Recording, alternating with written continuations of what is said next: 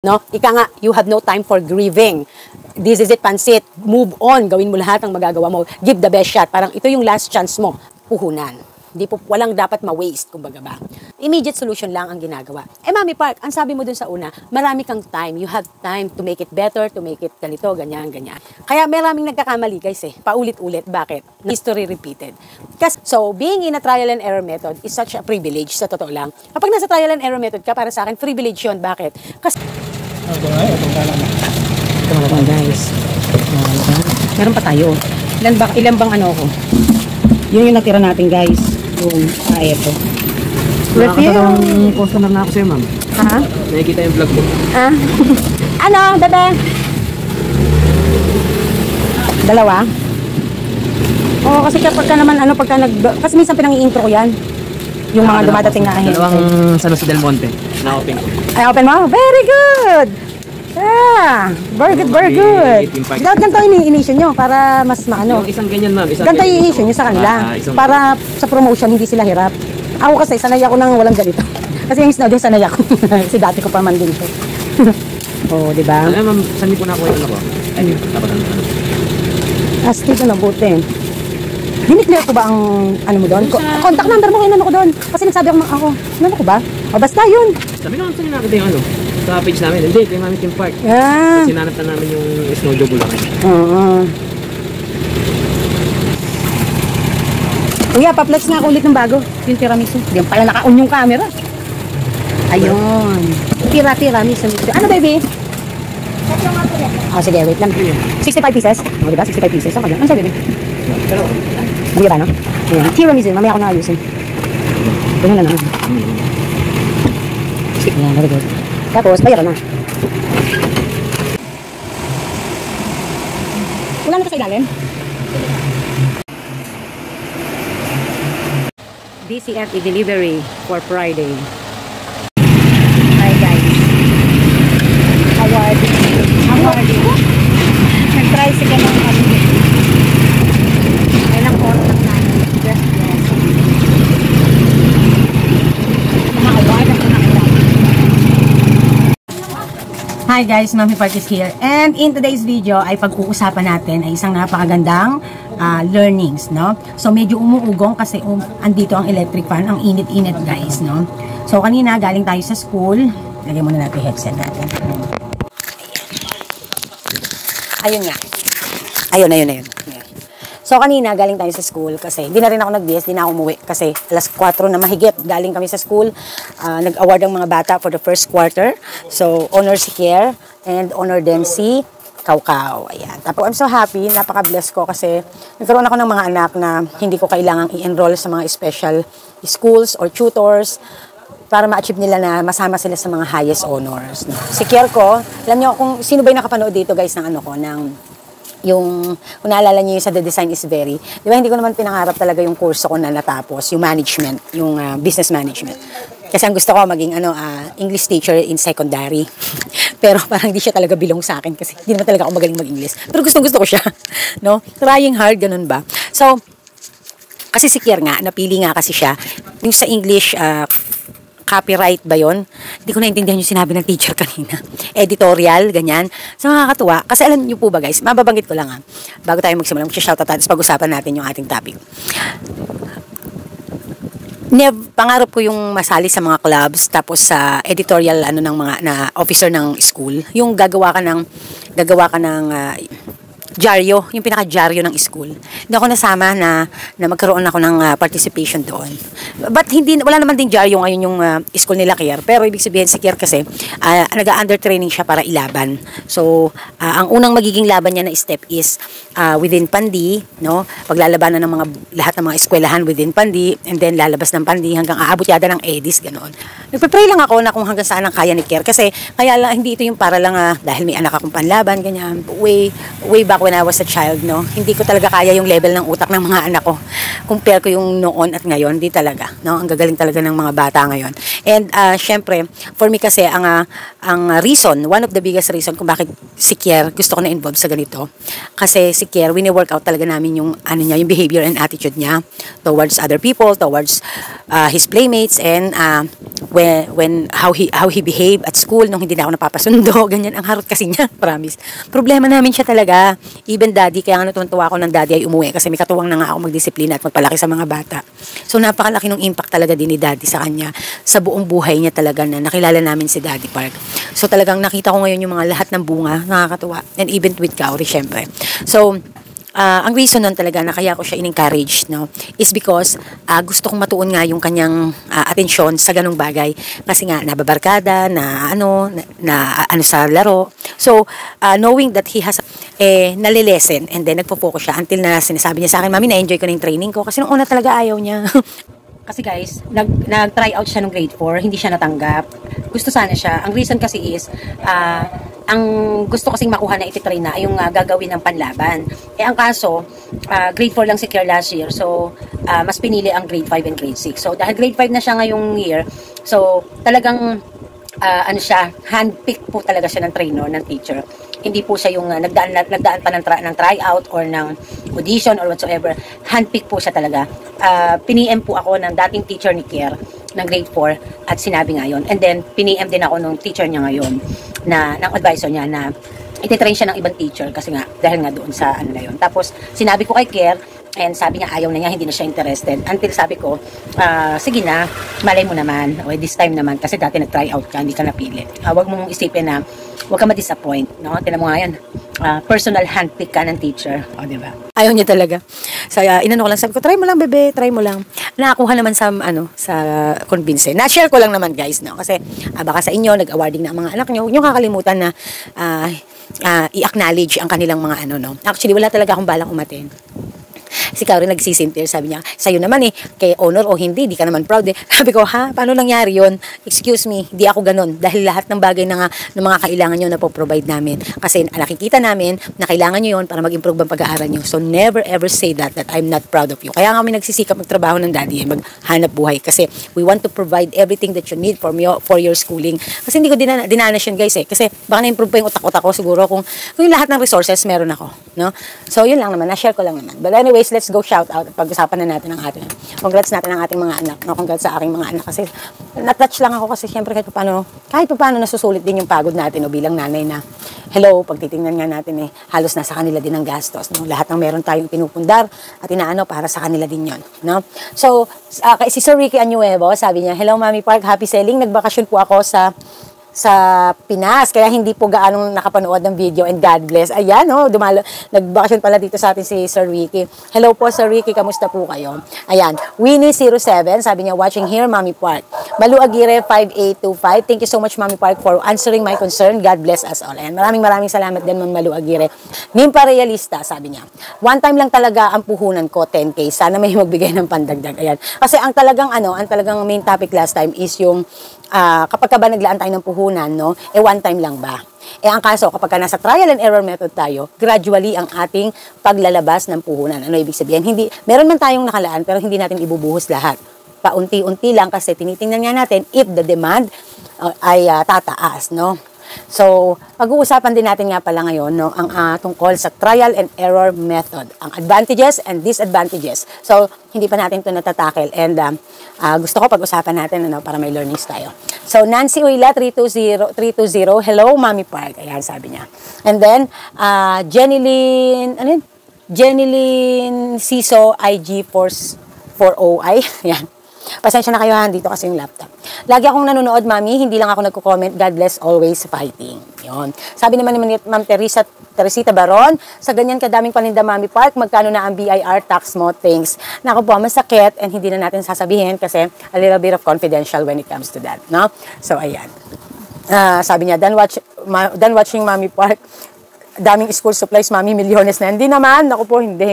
Nasa around 20,000 nga lang yung mga 20 to 30,000 nga lang yung pinaikot ko na dyan na school supplies ngayong yung nag-start ang schooling sa totoo lang. Kaya lang, kasi syempre, ang bilis ngang maubos, nagre-refill tayo ng stock, nagre-replenish. Ayan, Ellen Pilar, sabi niya, hi Mami Park, ako excited kapag nakikita ko ang notification ko na may upload ng video. Kasi may learnings naman akong natututunan. Always watching, God bless you. Po, love you. Ayun. Clarissa Ragi, 3570, sabi niya, sana, always watching, God bless. Always watching po, God bless. Ayan. Lord Z OFW Kuwait, hello Mami Park, watching, nabibisi lang. Always watching Mami Park, minsan lang di ako nagko-comment habang nanonood dahil may ginagawa. Thanks a lot sa mga new learnings everyday. Happy selling po sa lahat. Mama Neng's Vlog. Okay, Imelda, who's this? Imelda, alam niyo, buti na lang talaga yung nazoom, nalalakihan yung ano. Yung sa laptop kasi natin, touchscreen, kaya nalalakihan, nazoom in. Interesting, Mami Park. Ako'y baguhan lang sa sari-sari store, kaya salamat sa advice talaga. God bless. Ba't ngayon ko lang ginawa? Tingnan nyo, guys. Tingnan nyo. Tingnan nyo, Oh. Ngayon ko lang ginawa, nahirapan pa ako. Sakit sa mata. Ayan, si Mami talaga, pinapahirapan sarili. Imelda, Imelda Aliparp 9400. Interesting, Mami Park. Ako'y baguhan lang sa sari-sari store. Kaya salamat sa advice talaga. God bless. Now, watching from Cebu, Mrs. Park. Wow, Mrs. Park. Ayan. Okay, so simulan na natin ang ating. So, pag-uusapan natin ang advantages and disadvantages ng trial and error method. So, marami akong topic when it comes to trial and error method, pero hindi pa ako nagkakaroon ng advantages and disadvantages nito. Hindi pa ako gumagawa ng vlog. We also going to relate the last vlog that we had, no, masasama yan sa ating itatackle today. So, napaka-importante na maintindihan nyo ito, matutunan nyo din, malaman nyo, kasi may mga magandang tips and ideas din ang Mami Park. Okay? So, doon muna tayo sa advantages ng trial and error method, no? So, i-disclaim ko lang, guys, ito para kay Mami Park lang, kasi ito naman mga natutunan ko din habang ako ay nasa ganitong negosyo. So, i-relate natin ito syempre sa ating hanap buhay, hindi sa ibang klase ng hanap buhay. Dito lamang sa ating pagsasari-sari store. Way back when I was in college, hindi ko talaga parang wala akong natandaan na narinig ko ang word na trial and error method na tinatopic namin. O baka absent lang ako nung pinag-aralan ng trial and error method, no? Kasi sa thesis kasi kasama na yan natatackle na namin yan, no? Sa bagay, di naman ako umate ng namin ng defense namin kasi nanganganak ako ng mga moment na yon, yung final defense namin. No, naalala ko, February 19, alas 3 ng hapon, nakasalang na ang mga groups ko. Tinext nila ako naisasalang na. And hinahanap nga ako ng mga teachers at sinabi nga nila, kasalukuyang nanganganak ang Mami Park. Ayan, sa aking panganay. Okay, let's focus on our real topic here. So, yung advantages, alam niyo po ba, ang kagandahan sa kanya, ang advantages ng trial and error method is we are giving the chance to explore the business na na pinasok natin. So, let's say specifically ito or sample itong ating pagsasari-sari store. But with having the capital of gradually lang, no? Kung naalala nyo po dun sa ating last video, ang tanong po ni Ma'am Malu Aguirre, ang sabi po ng pinsan niya na unang nagtindahan sa kanya, ang paglalabas daw ng puhunan ay one time lang. At para makita, hayaan na ang tindahan ay kung kumikita ba. So, kay Ma'am Malu Aguirre, hindi siya naniniwala doon. Kasi mas ginawa niya, sinunod niya ang sarili niya. Na kapag may nakukuha siyang mga commissions, bonus, and 13-month pay from employment work, ay pinamimili niya para sa tindahan para maging full pack at para mas mabilis lumaki. And I am very much more than 100% agree sa ganyan diskarte. Kasi sabi ko nga sa inyo, kung may mga resources kayo na puhunan na po pwede nyong magamit para sa tindahan, why not chalk nut? Para mapabilis ang paglago. As long as nakikita nyong ibinabalik ito, nakikita nyong nag-grow, kumikita. Pero kung puro paluwal lang ng paluwal, yun ang hindi tama. Now, balik tayo doon sa punto na bakit kailangan gradually lang? May iaalat kang puhunan, pero hindi mo siya ibubuhos. Kaya di ba ina-advisean ko kayo, lalo na mga OFW, mga magre-retire, mga magre-resign, kung magpapasukin nyo ang paghahanap buhay ng sari-sari store, mag-alat kayo ng gusto nyong puhunan kasi pinaplano nyo no? Hindi naman kayo yung nasa biglang desisyon na ito lang pera nyo, ito na lang pampupuhunan nyo. Kaya nga kayo nanonood no? Yung mga lalo na mga bago dito. Kasi bago kayo pumasok ngayon sa paghahanap buhay ng sari-sari store o ng kahit anong negosyo, meron na talaga kayong ginagawang pag-iipon para sa kanya, nakaalat lang sa kanya, na i-invest nyo sa sari-sari store business. So, ibig sabihin, lahat tayo dito ahead naka-planning ahead of time. Lahat ng mga vlogs natin, lahat ng mga learnings natin, pinapanood nyo kasi we are planning ahead of time. No? Before pa tayo magsimulang magnegosyo, nagpa-planning na tayo. So when it comes sa puhunan, nag-alat tayo, pero hindi ibig sabihin ibubuhos biyaya natin in just one day para magsimula. Siyempre, gradually. 'Di ba? Paunti-unti. Bakit? Kasi nga, papasok tayo sa trial and error method. Ang tindahan po talaga, mahal na mahal ang trial and error method. Kasi susubukan mo nga kung mag-work out, especially if there is an existing competitors. So, ang kagandahan when you are in trial and error method, with using gradually lang ang paglalabas ng puhunan mo, you are able to explore things and dilemmas and problems at mabibigyan mo ng solusyon at mas magiging mas magkakaroon ka ng panahon to make it better, a chance to balikan at ano ang problema. So, mas mai-improve mo pa kung ano ang mga dapat na solusyon or kaya naman ay mas mai-improve mo pa ang hanap buhay mo. So, yun ang kagandahan ng nasa trial and error method with using gradually lang ng paglalabas ng puhunan. Okay. Another advantages ng is marami kang ma-encounter ng mga dilemmas na hindi mo porte or nun mo lang nasumpungan. No? Ano ibig sabihin ng Mami Park? Wala ka namang previous background sa business before. You are resigned employee or kaya naman ay ikaw ay ex-abroad, no? Formerly abroad or OFW. Hindi mo naman pinasok pa ang negosyo. Kaya sa tingin mo, ang tindahan is mas madali-daling pasukin para sa'yo. So, ibig sabihin, ang experiences mo, ang personality mo, ang knowledge mo, ang skills mo, hindi lahat ng meron kang alam ay kapag ka nasa trial and error method ka ng pagtitindahan, ay magagamit mo dahil depende sa mag-a-arise na dilema at problema.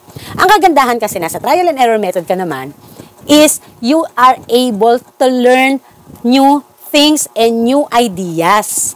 Magiging creative ka. Minsan nga, natural na lang. Lalo na kapag fast learner kang tao at ma-creative ka talagang tao and then you apply it or you are in a business, mas nakikita mo na yung sarili mo kung ano ang hangganan na kayang gawin. Parang ganito yan Best way to explain, you come out from your shell and you do the things na hindi mo aakalain kaya mo palang gawin.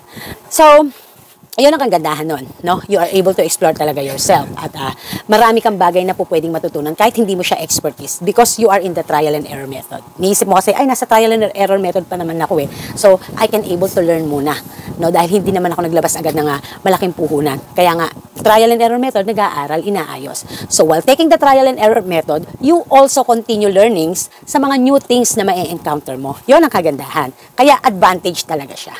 No? So, yun lang yung masasabi ko when it comes to advantages of trial and error method. Now, the disadvantages. Ay, may disadvantages pala, Mami Park naman, no? Sa bawat may advantages, may disadvantages, no? Parang pros and cons, di ba? Ganon. Kape muna tayo. So, kapag sa disadvantages naman, depende sa sitwasyon. So, I'll give you the example way back 2016 when I started to being a sari-sari store owner. That time, there is no such long-time plan to do it or to make it happen. Biglaan. Kasi, I am 2.5 years in Manila working and then I suddenly plan to come back in the Philippines, Bulacan. Kala mo nag-abroad no? In Bulacan. And talagang ako dahil solo parent naman ako that time already, di ba? So, uuwi ako ng kakapiranggot ang pera. So, everything pa ay walang definite plans. Kasi, hindi ko talaga alam. Basta ang alam ko, kailangan kong umuwi kasi kailangan ko nang alagaan yung mga anak ko. At, let's cross the bridge when we get there na lang. Parang ganun yung magiging desisyon. Kumbaga ba, napakaunti talaga ng pera ko. Buti na lang malilibre ako ng bahay kasi tumira kami dun sa kapatid ko, sa bahay ng kapatid ko. At dun nga ako nakapag-sari-sari store. Your Lola Park advises me na kung konti pa lang ang pera mo at hindi mo pa alam kung ano pa talaga ang next move na gagawin mo if you are going to work here in Bulacan. Kasi parang ang plano ko nga, mag-work na lang muna dito sa Bulacan. Pero dahil syempre, nangangapa pa ako, 7,000 ang hawak mong pera, cash, cold cash, saan makararating yun? Araw-araw kumakain kayo, araw-araw gumagastos kayo. So, to make it short, para hindi lang basta mawala iyon, pang samantala, habang nagde-decide ako at kung mag-a-apply ba talaga ako ng trabaho, magandahan lang, andyan Lola Park nyo, may support system. So, that time talaga, I really need na mag-decide. So, nag-decide ako talaga, nang sabi ng Lola Park nyo, pangsamantala, mag-sari-sari store ka. Kasi nag-sari-sari store yung dating caretaker ng bahay ng ate mo. So, ibig sabihin, kahit pa paano, yung natitira mong cash dyan, hindi basta-basta mawawala. Magkaroon ka lang ng sales na 300 a day, magandang laban na. Kaya kay Lola Park niya talaga nang galing yung idea na ako ay mag-sari-sari store that time. So, I did it. I do it. Ako, guys, yung decision suddenly talaga. Hindi talaga basta, hindi talaga, wala talagang plano, hindi talaga pinlano, hindi ko talaga naisip yon, no? Hindi sumagi sa isip ko na maging sari-sari store owner. Yun na pala yung simula ng journey ko na yon. So, with the thinking of kailangan ko mag-decide ng mabilis, and with the thinking of kukonte ang resources ko, ang pera ko, ginaw ko na. Kung ano lang kaya kong maitinda, sinimulan ko. So, ibig sabihin, ang disadvantage ng sa trial and error method, dapat nasa trial and error method stage ako eh. Ang kaso, ang nangyari, because I need na mag-decide ka agad, no?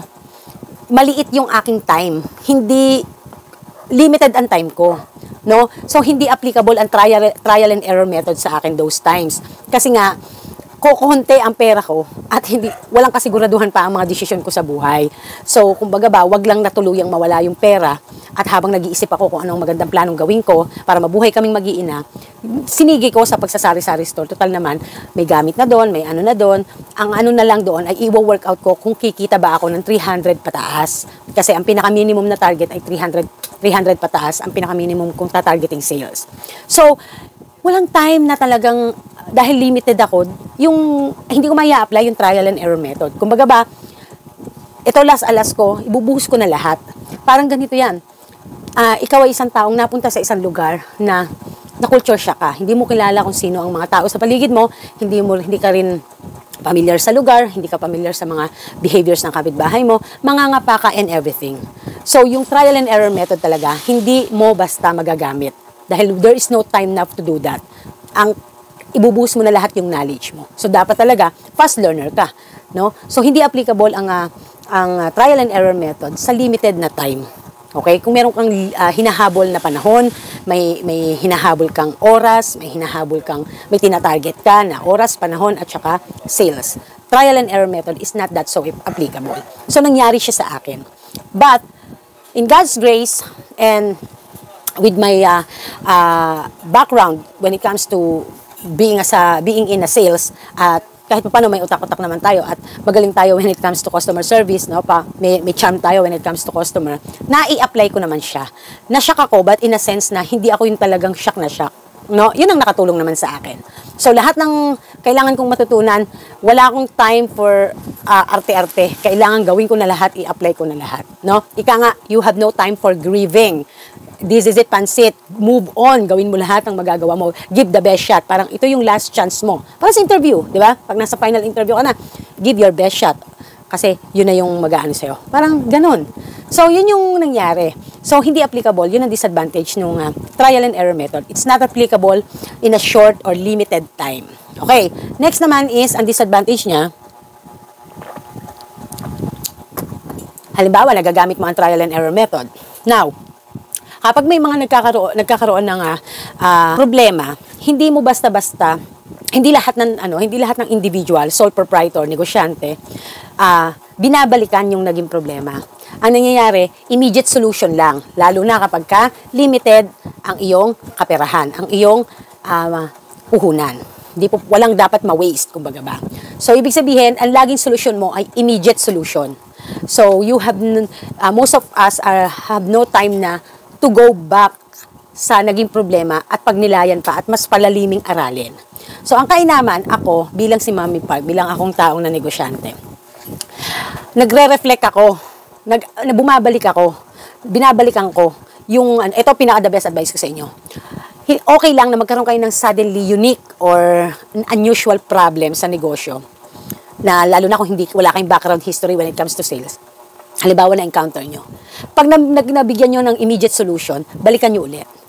Para pagka dumating ulit yung problema na yon, ano ba yung mga pwedeng option, ways, method, na mapapabilis siyang masolusyonan para pag na-encounter nyo ulit. Kasi yung iba, dahil immediate solution lang, wala na silang pakialam. Hindi nila minaster yung naging problema, yung naging solution, yung dapat na learnings na matututunan nila sa nangyari, sa naging specific na dilema o problema. So, yun ang ano naman. So, ibig sabihin, pagka may problema na namang another, immediate solution lang ang ginagawa. Mami Park, ang sabi mo dun sa una, marami kang time. You have time to make it better, to make it ganito, ganyan, ganyan. Kasi po, pag pumasok po sa negosyo, hindi lang naman po isa, dalawa magiging problema nyo eh. Pwedeng magkasabay-sabay, 3 problema. I-address nyo kung anong mga problema. Bakit mahina ang aking benta? Wala ba akong magandang customer service? Mahal ba ang aking, parang mahal yata ang aking presyo? Nahihirapan ako sa supplies, paano ba ako kukuha? So, nagsasort out ka. Nagsosort out ka kung ano ang mga nagiging problema ng tindahan mo and how you can deal with it. Paano mo gagawin yon? Paano mo susolusyonan yon? You are in a trial and error method. Sabay-sabay mo bang gagawin? Isa-isa mo bang gagawin? Pag nag-a-arise ngayon, bigyan mo ng immediate solution. But it doesn't mean di mo na siya babalikan. Balikan mo, reviewin mo para mas maging okay. Baka mas may better solution, may mas better option para mas mapabilis siyang masolusyonan. No? So, yun ang disadvantages sa yung mo, dahil sa lahat ine-explore mo, hindi mo na ma-master ang isang bagay. Kaya maraming nagkakamali guys paulit-ulit. Bakit? No? Laging bumabagsak or paulit-ulit lang, history repeated. Kasi, na-encounter na yung ganung problema, hindi pa minaster solusyonan nung na-encounter. Nung nagkaroon lang ng immediate, nung nabigyan ng immediate solution, yun na yun, tapos na, hindi na binalikan. Parang ganito yan sa mag-asawa na relasyon, di ba? Pag-uusapan nyo yung problema, yes, na-address yung problema. Nasabi mo na nagtatampo ka kasi hindi ka inaya kumain or kaya naman ay hindi ka inaasikaso, ganyan, something like that, parang matabang ka, cold ka, then address yung problema nyo mag-asawa. But the thing is, nasabi nyo lang sa isa't isa na address lang. Hindi, at sinulusyonan nyo, pero hindi talaga yung to the point na ginawa nyo talaga ng paraan na manatili yon na maging maayos. Ganun po, kapag po may mga nagiging problema, pagkatapos po ng immediate solution, babalikan nyo. So kaya pagka nasa trial and error method kasi, dahil malaya, nag-e-explore, hindi na ma-master ang isang learnings na dapat ay may matututunan. Nasa trial and error method ka, nagpapautang ka. Alam mo na nga yung magiging yung pros and cons nung ganun Pero, handong ka pa din. Bumabalik ka pa din doon sa paulit-ulit pa din. Nagpapautang ka, nagpapano ka. Alam mo, nagsisimula ka pa lang. At alam mo sa una na ano ang tama at mali. Pero ginagawa mo pa din. Mami Park, malambot kasi ang puso ko, naaawa ako. No, hindi naman masamang maawa. Pero pag bumagsak ka, walang maaawa lang ang tao sa'yo, pero hindi ka matutulungang umangat. Kaya kailangan paangatin mo muna ang sarili mo, at kung kaya mo na, dun ka magbigay. Kung kaya na ng buhay mo na, tanggapin sa sarili mo, at tanggapin na yung kung mababalasubas ka someday, magpautang ka. Pero yung magpapautang ka na, nagsisimula ka pa lang, nasa trial and error method ka pa lang, talagang mahihirapan ka. No? So kaya nga lahat ng bagay sa trial and error method, inaaral na. No? At pag inaaral, minamaster mo. Hindi yung immediate solution lang, okay na, tapos na let's move on, tapos na nagawa na ng paraan, but stressin pa sarili, di ba? May mga ganun hindi ganun po yun. Kasi, paano pag nag-arise umuli ang problema? O tepo ka na naman, di ba? Problema ka na naman. So, ganun lang, para hindi history repeated. Okay? So, yun yung disadvantages ng nasa trial and error method. So, sana po naintindihan, nagigets, no? So, sa mga nasa trial and error method, it's okay to take your time, but also make sure na kapag ka po may mga unusual dilemmas and problems kayong na-encounter, right after po ng urgent or immediate response to solve the problems or to solve the dilemma, the struggles, balikan nyo din po and i-master nyo. Okay? Para nang sa ganoon, kapag ka nag-arise ulit siya, dumating ulit siya, hindi na ganun kahirap sa inyong mag-adjust. No? Hindi na ganun kahirap sa inyo ang solusyonan yon para makapokus kayo ulit sa ibang bagay. So, being in a trial and error method is such a privilege, sa totoo lang. Kapag nasa trial and error method ka, para sa akin, privilege yun. Bakit? Kasi you take your time. Meron kang pera na ilaan, meron kang plano ahead of time. Unlike doon sa kapag ka nasa disadvantage ka nito, tulad ng naging nangyari sa akin, talagang kailangan mabilis ang aking pag-iisip, magdesisyon. Kasi yun na pinaka-option ko para mapalago ko lang yung konting pera ko. Wala pa akong definite decision sa buhay. Hindi applicable ang trial and error method that time. Kasi limited ang oras ko, limited ang resources ko. No? So kaya para sa akin, isang pribilehiyo din ang magkaroon nasa sitwasyon ka na you are in a trial and error method. Pribilehiyo po. For me, pribilehiyo siya. Kasi nangyari na sa akin yung hindi ko siya talaga ma-apply. So pinagpapasalamat ko na lang with my background experiences and with my skills and my knowledge and my having a charm to the customers, pinagpapasalamat ko na lang na nagamit ko lahat yon, no? Kahit hindi ko magamit yung trial and error method, nagamit ko naman yung aking mga skills na yon, yung aking mga kaalaman sa hanap buhay at sa sales. So, kaya mahalaga guys na meron kang stock knowledge, meron kang skills, may kakayanan ka. No, hindi lamang yung nandun ka sa comfort zone mo. Kasi someday talaga, hindi ka magiging habang buhay empleyado. Dadating ka sa point na talagang iisipin mo, what is the business that fit to me that I can do right after I resigned, right after I, ano ba tawag dito? Retire, or right after na mag-stop na ako being an OFW. So, mapaiisip ka talaga. So, ngayon, puro theory, puro advices ang mga iniipon mo, puro mga kaalaman. And then, execution na kapag it's time to start your business. So, dito na malalaman talaga ang iyong galing. Para kang nasa on-the-job training. Ganun yon, OJT. So, sana, doon sa mga nasa abroad pa lang at umuwi dito or kaya hindi pa nagre-resign, umuwi dito ng Pilipinas or nag-start ng kanilang negosyo, sana po na-apply nyo lahat ng mga turo ng Mami Park. So, I want to shout out Carl Jean. Si Carl Jean po kasi talagang nag-update po siya sa akin. Hindi lang masyado lagi kasi nahiya din siya sa akin. Pero sabi ko, mapit mahihiya, no? I-share ang kanyang OFW siya, from Brunei yata yun. Talagang pati yung ice creaman ko, no? Nag-ice cream, ace din ang kineri niya na ice cream. So, it turned out well ang kanyang hanap buhay. At marami dito ang gano'n ang naging outcome. Napapanood ako abroad, napapanood ako na hindi pa sila nagre-resign. And then, when they are ready to start up their business and they are in trial and error method, na-apply nila yung mga tinuro ng Mami Park. Wala nang masasarap pa sa being a content creator na nakikita namin, no? Natututo kayo. So, napakalaking achievement yon being content creator. At maraming salamat po. So, lagi nating tatandaan, if we have given the chance to take the trial and error method, it is a privilege, no? Kaya, pagbutihan, pag-igihan. Okay? So, this is Mami Park and this is Tame Park. See you next time to our new learning videos. And make a good choice. Have a good day and have a great day ahead of you. Happy selling mga kasari. Fighting! Bye!